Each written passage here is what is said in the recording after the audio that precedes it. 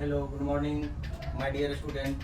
आज हम लोग क्लास 10 के मैथ का चैप्टर नंबर 5 पढ़ने जा रहे हैं। चैप्टर नंबर 5 में टॉपिक है मेरा अर्थमेटिक प्रोग्रेशन, जिसको हम लोग हिंदी में समानांतर श्रेणी और इसी को शॉर्ट में हम लोग एपी कहते हैं। A for arithmetic, P for progression.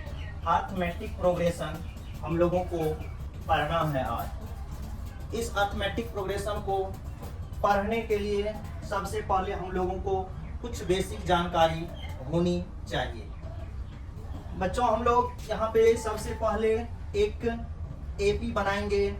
जैसे एपी में A1, A2, A3, A4, A5, इस तरह से हम लोग डॉट डॉट डॉट डॉट करके हम लोग चलेंगे AN तक। अब इसमें हम लोग एक एक टर्म को समझेंगे। तो ए अगर होता है तो इसका हम लोग नाम A1 या ए बोलते हैं, जिसे हम लोग प्रथम पद कहते हैं। और इसमें अंतिम में जो होता है AN, इसको हम लोग बोलते हैं अंतिम पद। इसके बाद हम लोग इसमें एक कॉमन डिफरेंस, जिसे शॉर्ट में हम लोग D कहते हैं, इसको भी हम लोग यहाँ पर समझते हैं, कॉमन डिफरेंस।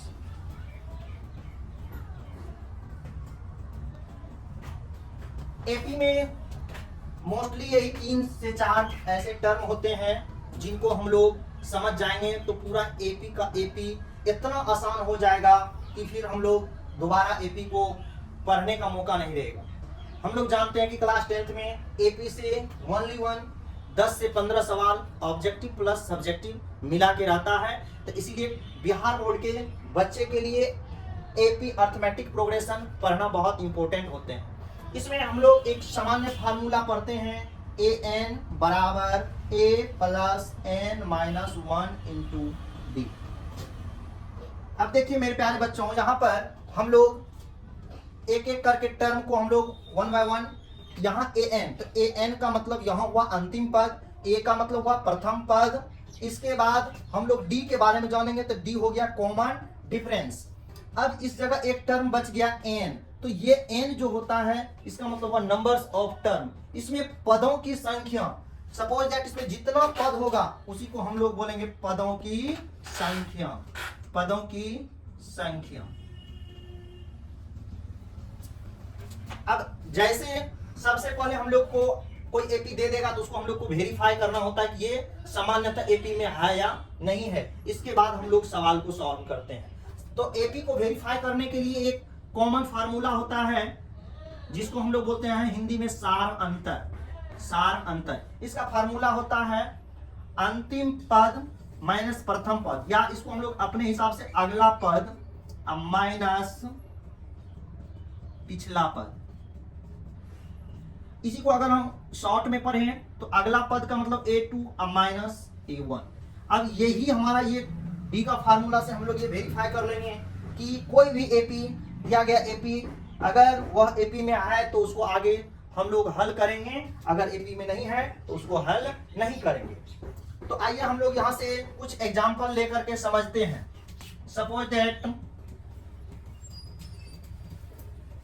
एपी हमने लिया 5, 8, 9, 18 ऐसे। अब हमें इसको एग्जांपल के तौर पे वेरीफाई करके दिखाना है कि ये एपी में है या नहीं है। तो एपी में है या नहीं है तो इसके लिए हम सबसे पहले हम लोग सॉल्यूशन में लिखेंगे गिवन। गिवन दिया गया है A इक्वल टू, यानी ये क्या है प्रथम पद, जिसको हम लोग यहाँ पर जान चुके हैं पहले। तो A1 या A को हम लोग 5 बोलेंगे। अब इसमें हम लोग को नॉर्मली क्या करना है, ये A1, ये A2, ये 3, A4। तो इस जगह हम लोग को कम से कम D का 3 स्टेप तक मान निकालेंगे। अगर तीनों में D का मान अगर कॉमन आ गया, समान आ गया, तब जाके हम उनको बोलेंगे ये एपी में है। अन्यथा अगर कॉमन नहीं आया, 2 अगर कॉमन आ गया और 1 भी कॉमन नहीं आया, तो उसको हम लोग बोलेंगे दिया गया एपी हमारा समांतर श्रेणी जो है एपी में नहीं है। तो यहाँ पर डी का मतलब हमने अपने से, ऐसे हम लोग किताबी भाषा में तो पढ़ते हैं कि अंतिम पद माइनस प्रथम पद, लेकिन हमने जो बनाया है इसको अगला पद में से पिछला पद को माइनस कर लेते हैं, अगला माइनस पिछला। तो इस जगह हम लोग फार्मूला जानते हैं a2 माइनस a1। तो बच्चों यहाँ a2 का मान देख लीजिए आप लोग, a2 का मान क्या है 8 है, a1 का मान कितना है 5 है। तो फिर हम लोग यहाँ से आगे चलेंगे, 8 में से 5 गया 3, ये D1 का फर्स्ट स्टेप D1 निकला मेरा। अब हम लोग D2 निकालेंगे, तो D2 कहां से निकालेंगे, तो आगे बढ़ जाएंगे D2, तो A3 माइनस A2, तो A3 का मान बच्चों 9 है, A2 का मान क्या है 8 है, तो 9 माइनस 1, 9 माइनस 8 क्या हुआ 1। फिर अगेन हम लोग रिपीट करेंगे D3 निकालेंगे तो A4 माइनस A3, तो A4 का वैल्यू मेरे पास कितना है 18 और A3 का वैल्यू कितना है 9, तो इसको हम लोग कैलकुलेशन करेंगे, माइनस करेंगे तो 18 माइनस 9 तो आया 9। अब यहाँ पर हम लोग एक चीज को देखेंगे, यहाँ D1, D2 और D3, क्या D1 का वैल्यू 3 आया, D2 का वैल्यू 1 आया और D3 का वैल्यू 9 आया। क्या D1 3 है, D2 1 है, D3 9 है, क्या सभी अपने में इक्वल नहीं है, इसीलिए हम इनको बोलेंगे कि D1 नहीं है D2 के बराबर और D2 भी नहीं है D3 के बराबर। यहां लिख देंगे, अतः दिया गया पद AP में नहीं है। Thank you. इस बेसिक को हम लोग आज समझे, इसके बाद हम लोग पुनः AP के चैप्टर से सबसे पहले हम लोग एग्जाम्पल को एक एक करके सॉल्व करेंगे और इसके बाद इसी तरह से आप लोगों को आगे की चैप्टर बहुत बारीकी से पढ़ाएंगे। इससे आगे की टॉपिक या आगे की पॉइंट्स को देखने के लिए आप लोग कमेंट्स करें, और गांव घर का कोचिंग है, आपका एक सपोर्ट हमें बहुत आगे तक ले जा सकता है। Thank you all of you.